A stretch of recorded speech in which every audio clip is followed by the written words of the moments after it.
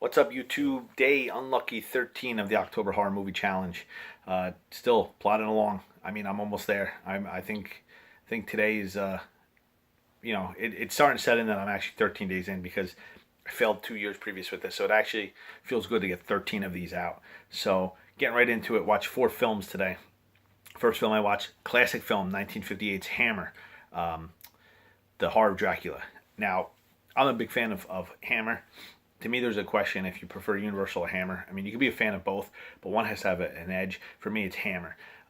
Not to slight any classics like Boris Karloff or Bela Lugosi, but just Christopher Lee and Peter Cushing together, to me, are just money. Like, on screen, they're just amazing together.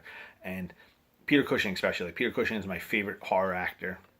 Has been since I first ever watched a film with him, which first film I actually saw with him was Satanic Rites of Dracula, which blows my mind that that's the first, and then I had to go back and see like the better ones. Like Satanic Rites is kind of in the middle, but I mean, Horror of Dracula's just it. I mean, it takes a Bram Stoker story and it does enough of a change and for the better. So everything's on point. Terrence Fisher, yeah, I mean, you have Terrence Fisher, Jimmy Sangster, Christopher Lee, and Peter Cushing, the four like pillars of Hammer House of Horrors, and they just knocked this out of the park. Like, this is one of the best Hammer films. Like, Devil Rides Out is my favorite Hammer film. This is like just one of the best made. Just everything on it, just everything with them working together. Anytime those four guys get together, whatever they touch is like gold as far as Hammer goes. Easy 7 out of 10. Easy rewatchable film. One of the best, if not to me the best. I don't say it's the best Dracula because I mean Bram Stoker. I mean Dracula 31 is or 39 is like amazing, but I don't know. Just I don't know. For me, it's a toss up. Favorite Dracula film probably. I mean, it's definitely up there. I know like the later ones with Peter Cushing and Christopher Lee are actually pretty decent, like the sequel to this and everything. But easy 7 out of 10. Easy rewatchable film. Just great film in general. Everything about it I dug. Second film, 1980s. I want to say slasher, but it's not really a slasher film. But it's a film that it's under the radar. I always hear people recommend it. Like, I actually had a friend of mine's father recommend this to me, and I watched part of it, and I just never it never like clicked. Like, so I was like, all right, you know what? I'm gonna force myself to watch this and see what it is, see if it's worth what everybody says it is, and that's Scarecrows. And it is a little slow going. Like, at the beginning of the movie, just feels like an action movie, feels like a low budget like AIP, you know, like action film, like bank heist, you know, looking for them all decked out with commando gear and everything. But it's not like that. Like, once the it's not a twist. I mean, once the scarecrows, I guess I'll say, come, that's when the film turns into a straight up horror film. And there's more elements. Like, as it goes along, you find out more about them, and it just gore is just top notch in this. Like, it is very well done. Blood flies everywhere. All the effects are practical. Just everything about it, like gruesome deaths. Like, you know, everything's like a little amped up. Like, whatever, like what would it be as a kill is a little amped up over than what it has to be, but for good. I mean, it just makes it flow. So it is highly recommended. Now that I've seen it, I'll recommend it to other people as a gem that people miss. I remember, I think it was Fangoria had their like 101 horror films you never heard of, and I'm pretty sure it was in there. If it's not, it should have been, because nobody ever gives it the right credit that it deserves. It's definitely up there as far as that 80s horror genre, 80s golden age of horror. Like, it's not one of these like slasher films that just like, you know, a redo of, you know, Nightmare on Elm Street or Friday the 13th. It's something itself. Gore is top notch, like I said. I mean, the acting's not all there, but you could deal with that for this film. Easy 6 out of 10. Great, like, I liked it.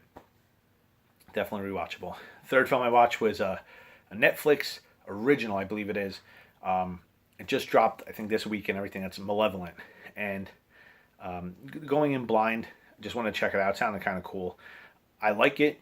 My only critique is that I feel like they're trying to cash in on the whole like 1980s throwback films, where like the film starts and it's 1986.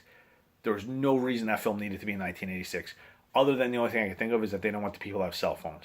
But outside of that, there was no reason that film needed to be in 1986, and the cell phone thing could have been explained any number of ways that cell phones don't work in modern horror. But I guess they were trying to cash in on it. That being said, the film is good. Like I dug it. It's a little bit like, it's a twist. Like the people that I hate to say like rooting for, but like what you would perceive as the good people do have like some bad stuff about them. Like they're not good people. So it does give them like a little bit of a texture to the character, which helps them dealing with all this shit going on in this house. And it just works. It has a couple creepy moments. Nothing like real too scary. I mean, there's a couple jump scares that they try to do to you, but I mean, there's nothing really too creepy. The story's a little like obvious. You start watching, you're going to realize who the bad person is in the film. It's not as like it's not as hidden as like I think the director and writers hope it is, but it's a little obvious. It's good film though, like for one of those Netflix films that pops up with like little to no fanfare. I definitely liked it. I would recommend it. 6 out of 10, easy. Fourth and final film was the DVD talk pick for the day, and that is the French film Inside. Now, I seen this when it first came out, I think in 2009, 2008. I remember telling everybody to check it out. I think they remade it for America, but I don't remember what it was called, and I don't remember being that popular or that good. But the original, pretty gruesome. I mean, that whole French like horror boom from like high tension to like I don't even know if they ever really stopped. I mean, they kind of died out. Like you're not really hearing too much about it now. But there was that boom where they were just so violent. Like every film, Malefique, which was actually a little before High Tension, was really brutal. High Tension, obviously, you had Horde, Territories, just like a bunch of them, Martyrs, all that stuff that came out around that time, and that's I mean where we looked down and got Alexander Aja from, which he's already turned over to like a Hollywood horror director. He kind of just pumps them out now, it feels like.